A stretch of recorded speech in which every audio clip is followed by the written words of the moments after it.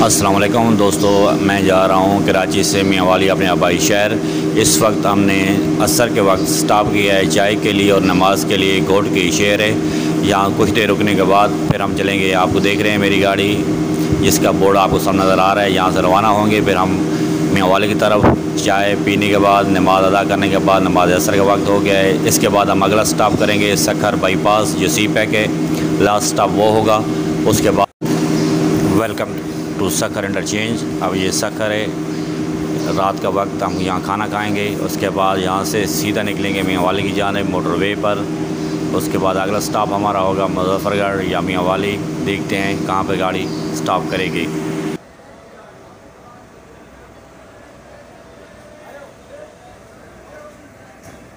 Welcome to Mianwali अड्डा। अभी मियांवाली पहुँच गया हूँ। यहाँ से जाएंगे सीधा इसखैल अपने घर की जानिब।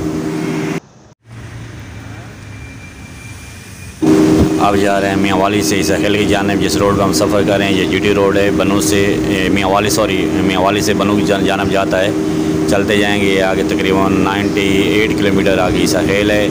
वहाँ पे हमारा घर है, वहाँ पे हम स्टॉप कर उतर जाएंगे। और आप हमारे साथ साथ रहना, छोटा मोटा हम आपको सीन दिखाते जाएंगे रास्ते में भी।